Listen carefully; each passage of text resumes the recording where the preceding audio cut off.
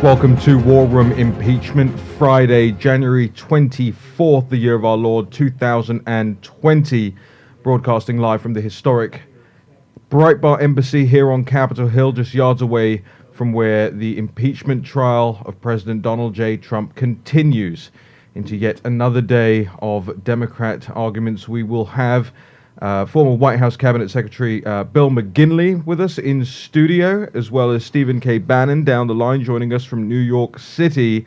Gentlemen, welcome to episode 131 on the John Fredericks Radio Network, America's Voice.News, Newsmax TV, across all the podcast platforms on the Salem Radio Network, and make sure you're checking out the live blog as the day continues at warroom.org. Okay, let's jump right into it. Yesterday, Bill, thank you for joining us. We heard yesterday the quote-unquote abuse of power arguments, but what really seemed to stand out was not what the president necessarily did wrong, but what Joe Biden didn't do wrong. There was a lot of focus on Joe Biden, on clearing Joe Biden's name, and I actually felt, and Steve, feel free to jump in at any time as well, I actually felt the protest too much. I agree.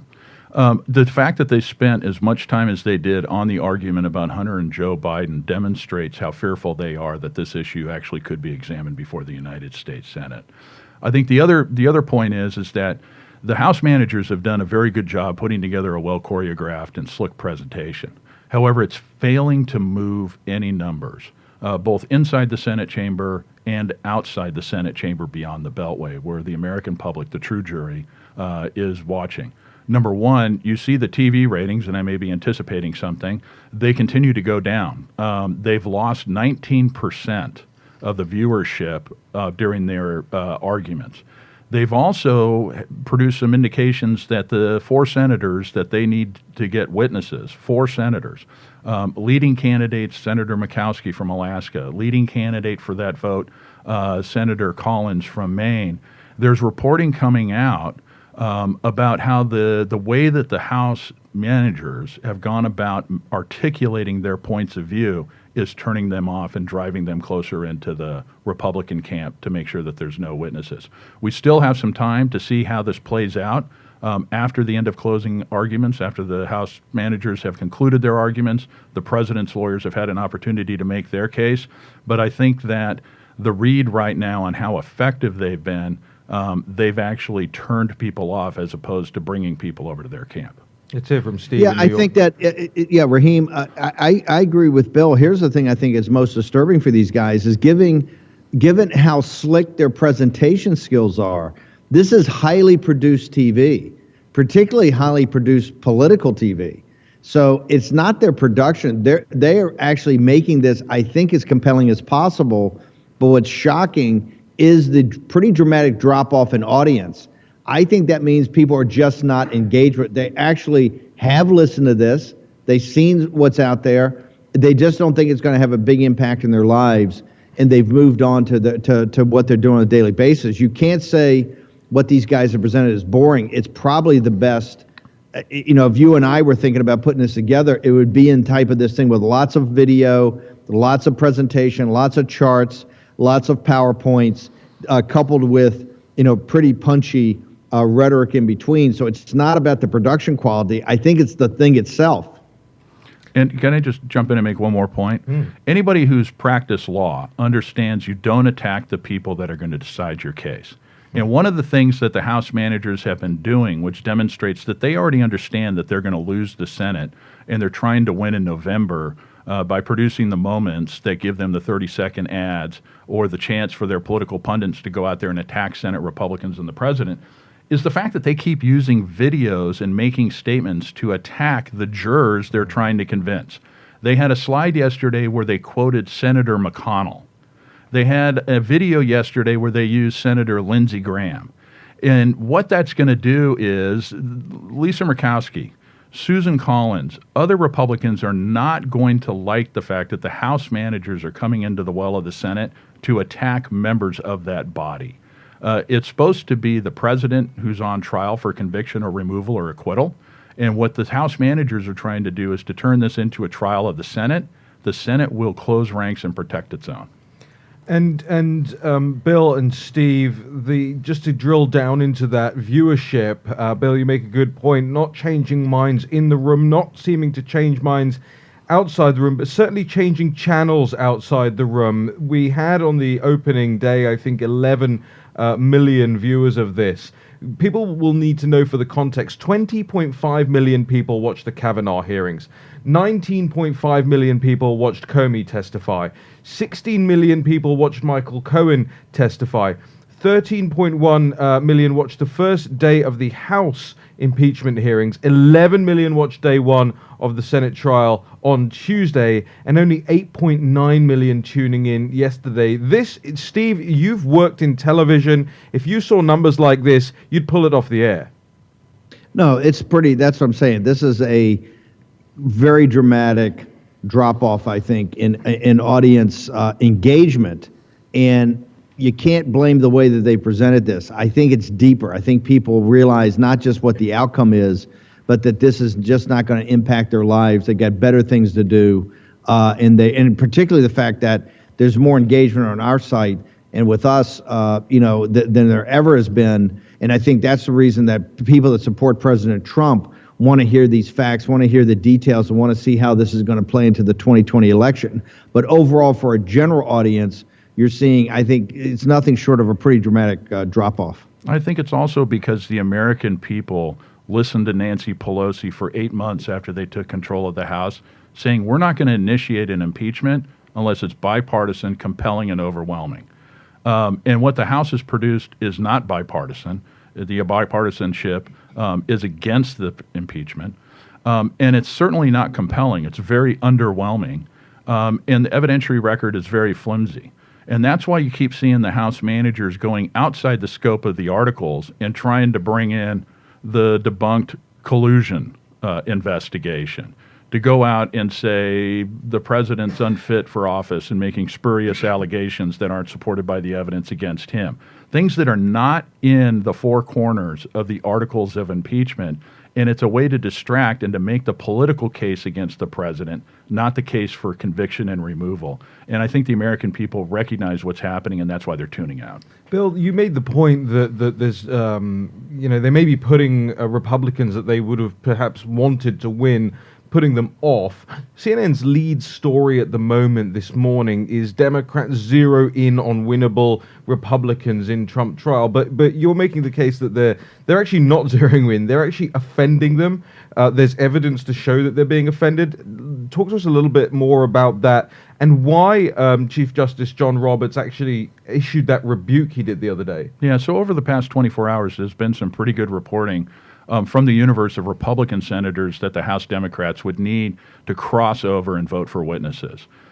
We've talked about this before. If you listen to their arguments, they seem to be making the case for witnesses, not conviction and removal. Why? Because they want this trial to drag on and on and on so that the Senate can't do the will of the people, but instead is just going to be used as a vehicle to attack this president in anticipation in November. So last night, there was some reporting that Senator Lisa Murkowski came out and basically made a statement that, or it was reported that she made a statement and somebody conveyed it, that the House had the opportunity to subpoena all these witnesses that they want. They had the opportunity to press their case in federal court, the Article III courts of the co-equal branch, to be able to have the courts compel the testimony and the production of documents. They took a pass. And the Senator Murkowski's statement is basically, you guys failed to do your job. Why does that transfer the burden to me as a senator? Very compelling point. The second one is there's been some reporting that the reprimand issued by Chief Justice Roberts late in the evening of the first day, where Chairman Nadler made some statements that offended the president's counsel. They got up and retorted that Senator Collins may have sent the note to Chief Justice Roberts prompting him to make that reprimand.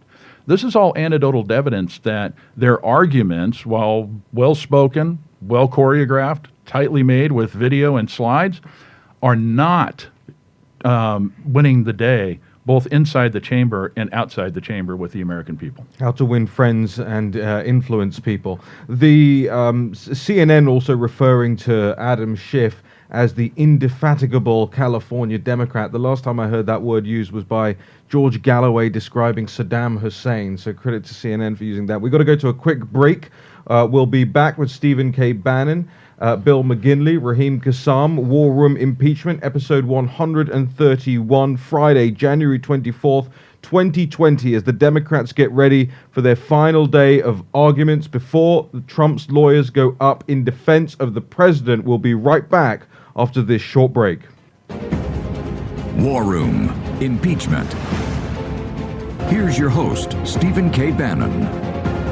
Welcome back. War Room Impeachment, Friday, January 24th, 2020, as the Democrats prepare for their last day making their opening arguments, using up probably all their time. We're joined by former White House Cabinet Secretary Bill McGinley and Stephen K. Bannon down the line from New York City. Gentlemen, they will probably use most of their time today. They've used a heck of a lot of their time, and we went into some of this on last night's show about what the president's lawyers will need to do and what they should do with their time and when they should be speaking and what they should be aiming for there. We'll come back to a bit more of that because, Bill, the audience, I'm sure, will want to hear your thoughts on that. By the way, you're getting a lot of love on our social media. People love having you on, so we're very grateful for it. Let's go back to what Steve wanted to bring up in this segment. As we talked during the break, Bill, one last thing about the jurors. As we know, and this is our theory of the case, the jury's the American people, the audience is the world. You do have to deal with these senators. I didn't quite understand last night. I understand there's been, I don't know if you call it disrespect or they're trying to show that they don't really believe what Schiff's putting forward, but Schiff lectured the Senate last night about this situation with them not paying attention, maybe not being totally focused. What did he actually say, and how do you think that's playing with the senators? You know, there's an old saying in the practice of law that a lot of people use. If you have the facts on their side, you argue the facts. If you don't have the facts on your side, you argue the law. If you have neither, you pound the table. So Adam Schiff last night pounded the table because he understands he doesn't have the factual arguments to try and get to 2/3 or to even potentially get to the 51 necessary to call witnesses. So he's trying to inflict the political damage on the Senate Republicans that at least gives the Democrats some semblance of a win. I think it's going to fail. I think that the president's counsel are going to be able to come up and counteract these spurious arguments by the House managers, these arguments that aren't supported by the facts, these arguments that are politically just or procedurally just wrong, but also the ones that go to how they've manipulated the impeachment process for their own partisan political gain. This was a wholly partisan impeachment. When you rifle that through the House and it lands in the Senate where due process and fairness are restored, you realize that you're not going to have the same procedural advantages you did in the House, and you're going to attack the decision makers saying, why aren't you giving me my way? And I think that's what House Manager Schiff was doing last night, and we've seen the impact that that's had both inside the chamber and the reduction in viewership. People are just tired of listening to the same whining that is coming from the House managers. I want to get into some of those points about the falsehoods, the narratives that can be quite easily broken. Some of the things you heard yesterday that didn't stack up. And we had, the live blog rolling across the day, pointing out the hypocrisies, pointing out the flaws. We pushed out a lot of video from the chamber there as well. What stood out to you, Bill and Steve, about the arguments we heard yesterday? Yeah, as somebody who really believes in fairness and due process and giving both sides an equal opportunity or a meaningful opportunity to be heard, I kept going back to something that Charles Ruff, who was the White House counsel to Bill Clinton, who led his defense in the well of the Senate during his impeachment in 1999. And one of the things that Charles Ruff said is, quote, beware of the prosecutor who feels it necessary to deceive the court, end quote. And so when you watch the House managers present their case, it wasn't an even-handed or even an acknowledgement of the exculpatory evidence about the president. They completely did not address it. They omitted it from their presentation. Prosecutors in our system of justice have a unique role in that it's not to run up their batting averages, but it's to do justice, right? They can't ignore the facts. They need to acknowledge them. They may be able to explain them to their side of the case, but it's not something that you can completely ignore. And there were a couple of things that really stood out to me. The first one was when Adam Schiff started discussing the whistleblower, One of the things that he omitted was his staff's contact with the whistleblower prior to submitting the complaint. And I think that was a material omission that the president's counsel are going to be able to jump on. He also showed video clips that were well edited that really left kind of a misleading impression with the people who were watching him. So, for example, they showed the video clip of the president's news conference with President Zelensky from Ukraine at the United Nations, right? And they cut it down so that it only showed the president. It didn't show President Zelensky sitting there with a smile on his face next to the president saying there's no pressure, everything's fine. I thought that was a bit misleading. And I think that those are opportunities for the president's counsel to come back, counteract their narrative, and actually to put the House Democrats on trial for the process and the lack of evidence and the fact that a lot of exculpatory evidence has come out in the testimony before the House of Representatives that they've completely ignored. Hakeem Jeffries, Steve, had a pretty compelling statement last night where at the end of every sort of paragraph he ended with this for that. It was well done. This for that. It was made for television. Do you guys think that the president's lawyers should have similar sort of repeated tropes throughout the arguments where they say something like, "Here's what they didn't show you. Yes. Here's what's missing. Here are the things that they left out." Steve. Yeah, I would leave it to Bill, who's done this in court many times, but and I think the president's now very focused because you can tell he's watching this. He tweeted out earlier he's a little upset that they're going to start on Saturday. I think he called it the Death Valley of television, and I haven't liked the signaling that Jay Sekulow, who I think the world of, has been saying, hey, we may wrap this up on Saturday. We may not need not just our 24 hours, we may not need our 6 hours.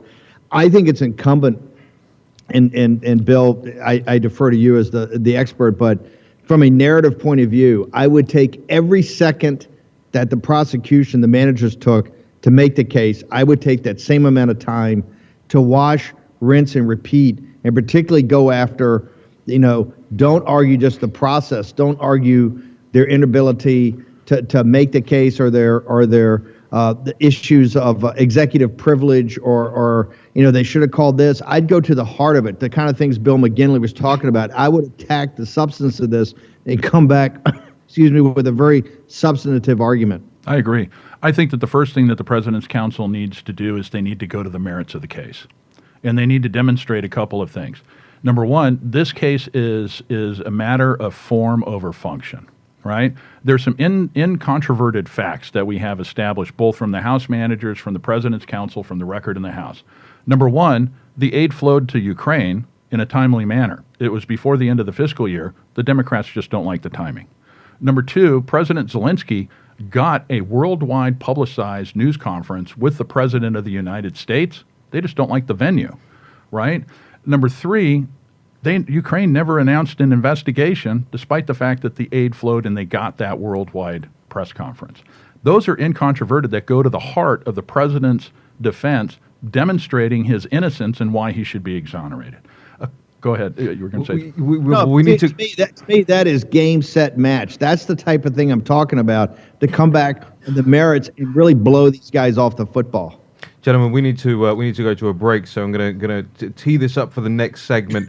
We'll go through those points again. We'll go through what should be in the president's defense, but we shall also go through the timing and the structure of what that Saturday, what that Monday, what that Tuesday should look like. That is me saying you should not take a single hour or a single day off the schedule. There should not be an attempt to wrap on Saturday. There shouldn't be an attempt to wrap by Monday. We've done 150 plus hours on this show and barely scratching the surface of all the corruption that goes to the heart of what happened in Ukraine and how this whole impeachment took place. They can at least use their 24 hours. It's not enough time. We don't need to speed this up. We'll be back very shortly with more War Room Impeachment with Stephen K. Bannon, Raheem Kassam, and our special guest, Bill McGinley. We'll be right back.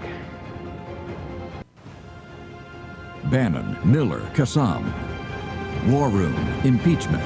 On the John Fredericks Radio Network.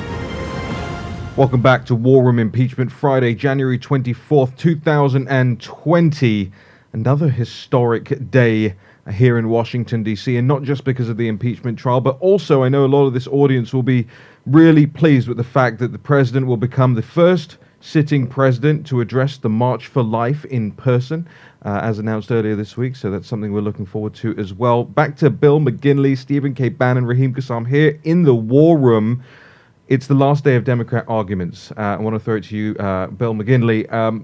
We left off in the last segment what the president's defenses can start to sound like. You have more on that for us. It's something I know the audience is very, very interested in. The tone, the arguments, the structure, all of this. Walk us back through where we started off in the last segment and how you would structure this rebuttal. Sure. I think that they need to have some very simple phrases that capture the heart of the president's case on the merits. Pat Cipollone, Jay Sekulow, Pam Bondi, Robert Ray, and the rest of the team are terrific lawyers. I have every confidence that the presentations that they're going to make are not only going to be compelling, they're going to demonstrate the president's innocence. He's going to be exonerated before the Senate. But some of the thoughts for consideration that I would throw out there are these. Number one, I think in terms of personnel and how they structure who presents when, they need the most articulate, television-friendly storyteller to deliver the opening salvo, the closing salvo, and to serve as a master of ceremonies, to basically introduce the other members of the team and give 10-minute summations of the arguments that they are making, but to provide a roadmap not only to the senators, but to the nation so that they can turn in. This roadmap will be very important because in doing so, they can trigger interest in the arguments that they're going to make. It's a messaging opportunity for them. This is what Jason Miller called the table of contents last night. It's the roadmap to the argument. Do you have, just before we move on to your next point, do you have an MC in mind? I think Jay Sekulow is terrific. Mm-hmm. I think Pat Cipollone is terrific. I also think that Pam Bondi would be terrific at this. It really depends upon which part of the case they feel they're going to be strongest at. They're all going to be strong in their presentations. The question is, which one do they think would be the best summarizing the arguments, making the repetition points in 10 minutes or less so that they don't turn off the Senate or the American people, but also so that the people turning in for a short period of time get the information that they need to stick with them, understanding the innocence of the president throughout all of this. All right, keep us going. Okay. I think in terms of the tone, we've talked a lot about how the House managers should be put on trial for the flawed, rigged process they conducted in the House that was completely unfair, denied the president due process, and produced articles of impeachment with no evidentiary record to actually support the vague terms that are contained in the four corners of those articles. How do you do that? Well, growing up, I was always told about the art of Irish diplomacy, which is the practice of being able to tell people to go to hell and make them look forward to the trip. I think that after Chief Roberts' admonition of Chairman Nadler and Pat Cipollone, I think that that is going to be critical because a little bit of humor goes a long way toward making people understand your points. I think there's a couple of other themes that they need to strike. The first one is they need to reclaim the flag. The House managers have stood up there time and time again and said, this is an urgent need for us to address, despite the fact that they held it for 33 days, the fact that there was no evidence to support it, the fact that they denied the president due process. But this is an urgent need because we need to maintain the integrity of the office and the integrity of our elections. Adam Schiff last night almost became the Adjustment Bureau when he decided to say, I can see into the future and the president's going to do this again. I mean, talking about facts not in evidence, it's speculative about the future, and it's something that is a legal argument that no court would ever let him make. They had that in their rebuttal to the president's lawyer's trial brief on page 9. They said the president will do this again, Right.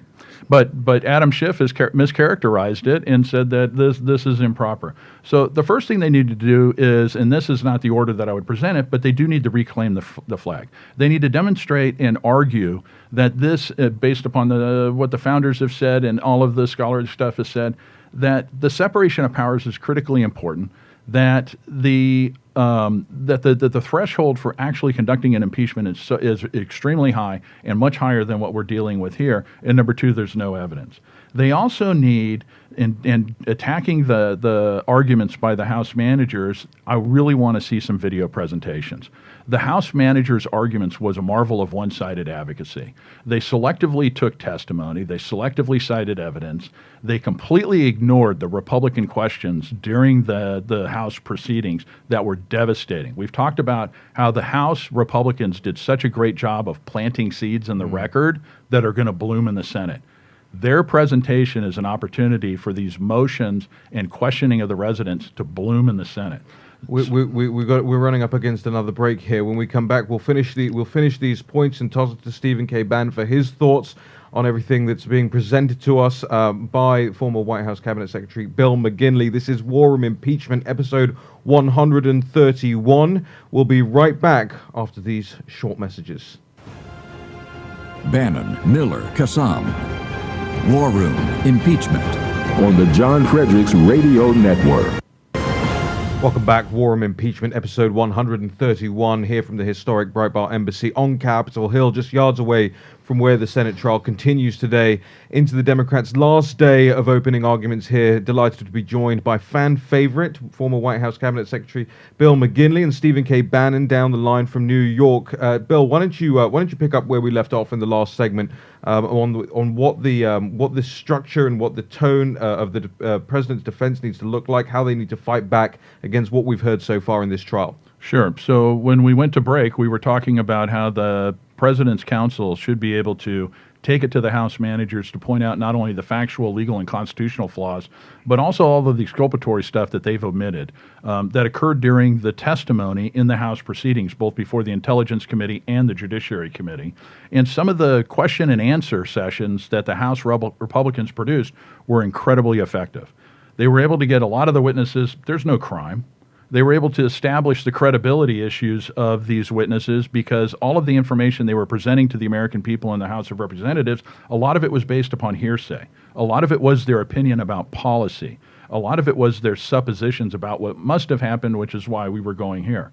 But I also think equally important in terms of the process point to demonstrate the unfairness of what happened in the House, they should be showing video clips of the Republican members, the killers, as you guys call them, making their motions in the committee, to have witnesses called, to have the president's counsel present, to have the president's counsel to have an opportunity to make their arguments, call their witnesses, object to evidence, and how the Democrats completely shut that down. To reiterate that the House was really where you wanted to have the evidence gathering part of this, and the Senate is where this was going to be tried. They're trying to convince the audience, both in the room and outside the room, dwindling though it may be, that actually it's the Republicans in there that the obstruction at the moment, because they don't want to restart the whole investigation.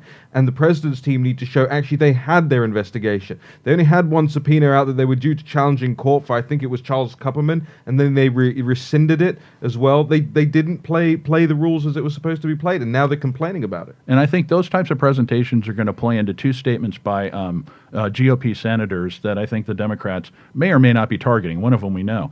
The first one was Senator Murkowski when she says, well, you guys had the opportunity to subpoena them. You had the opportunity to take this to the Article III federal courts to fight it out. You never did it. So why does that burden shift to me when you didn't do your job?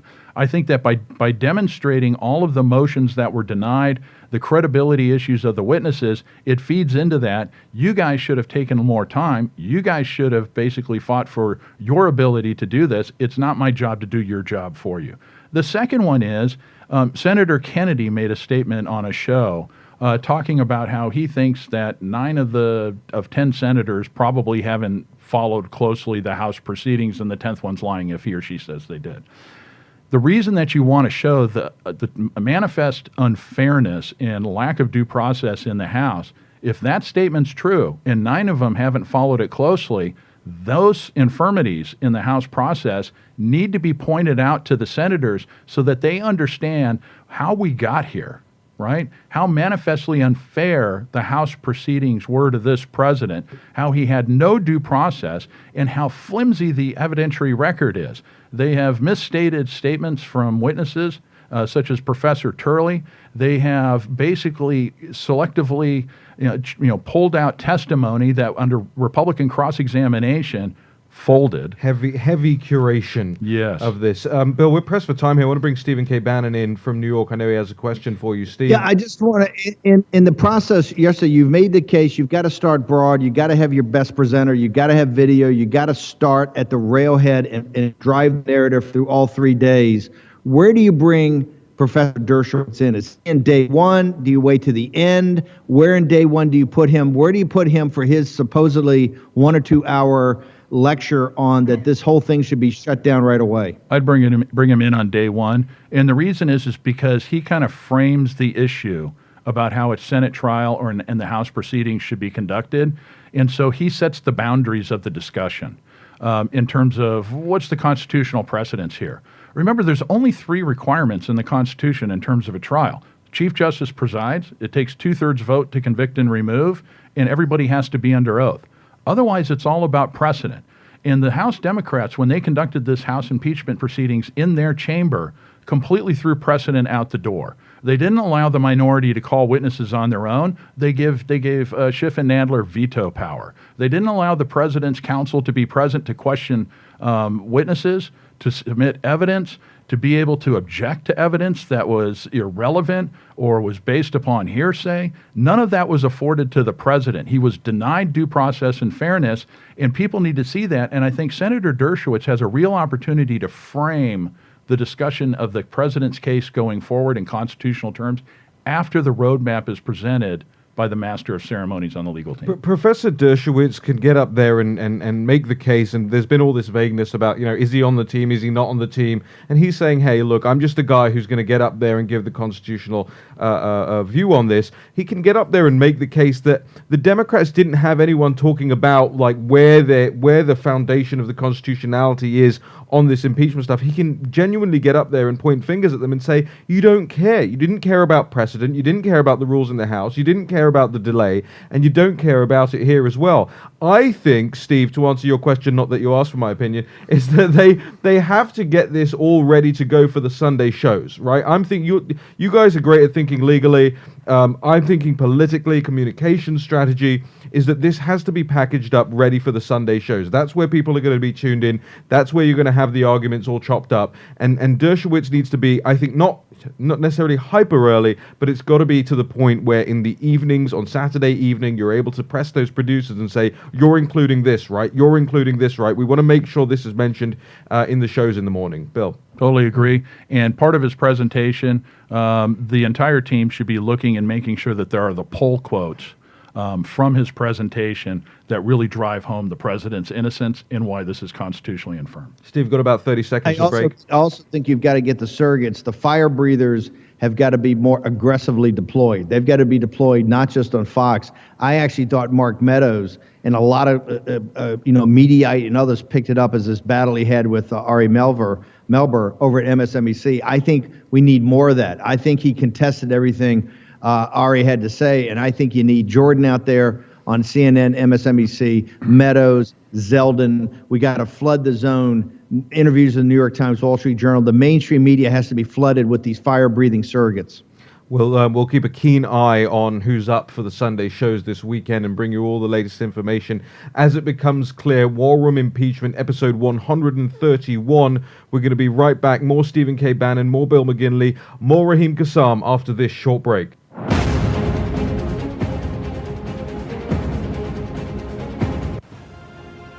Bannon, Miller, Kassam. War Room Impeachment. On the John Fredericks Radio Network. Welcome back to War Room Impeachment. They're keeping us on our toes there in the production studio, bringing us in with 2 different types of music. I love it. Bill McGinley, Stephen K. Bannon, Raheem Kassam.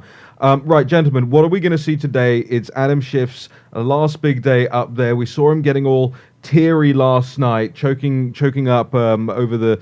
he says the president must be stopped. He can't do this again. We must stop him. What did you think of that? I think, which part did Adam Schiff want to stop? Did he want to stop the record unemployment? Did he want to stop the record economic growth? Did he want to stop the president fighting for fair and free trade, passing the USMCA, and making sure that China engages on a level playing field with the American worker? Did he want to stop the First Step Act? Did he want to stop any of the other things that this president has achieved in the first 3.5 years of office that really has gotten America back on the right track, putting people back to work, giving them discretionary income, and making their families economically and more healthy. And also restoring communities that had been forgotten about for decades by Washington, D.C. Is today Adam Schiff Day? Does he take the last couple of hours and sum it all up as their strongest presenter? I think he will present the concluding argument, I think, for the House managers. Today is the day they're supposed to talk about their second article, which is obstruction of Congress, which I think they are really presenting to a skeptical audience, both within the Senate chamber and beyond the Beltway. I just don't think that they've already made the arguments they're going to make today. I think the senators are going to be turned off by the repetition, the glossy, well-choreographed repetition of what they're going to do. But at the end of the day, I'll be interested to see after the president's presentation for his 3 days whether they've moved anybody in their direction. In the evening, do either one of you guys think that at the end of the day that Schiff and Schumer will draw any votes from the Republicans to include more witnesses? No. It's a no from me. I don't see it right now, but we need to let this thing play out. I don't think they're going to get the floor for more witnesses. I do suspect a surprise today, and the reason I suspect a surprise is because every day so far we've seen a heavy teeing up of the media in advance of the arguments that are going to be made on that day. We don't have the same thing today. CNN's lead is not obviously leaked out from the House managers team, which means to say they're keeping something close to their chest about what they're going to do up there today. I sense something if they got something in the bag. Steve, can you tee us up for the evening show? Let us know what we're going to be talking a little bit more about China. I think we'll have Jason back by then. Andy Biggs is going to join us. Raheem, obviously you'll be hosting. I intend to be hopefully back from New York. If not, I'll be here. But I'll also have an update on this horrific situation in China. This virus this contagion that looks like it's now spreading throughout the world and potentially a pandemic. There are 35 million people in China right now that are quarantined off in these cities that are not able to travel out using public transportation. Have a huge update on this evening show. It's pretty extraordinary circumstances there. We've got about 10 seconds left here. Bill, anything to add? I just think I'm looking forward to the president's legal team making their presentations beginning Saturday. I think they're going to do a terrific job. I think they're going to poke holes in the House managers' presentations and demonstrate why this president did nothing wrong and that the Senate should acquit and exonerate him. And we'll be here for all of it. Warroom.org, the live blog, the podcast. Tune in to this evening show, 6 p.m. We'll see you then.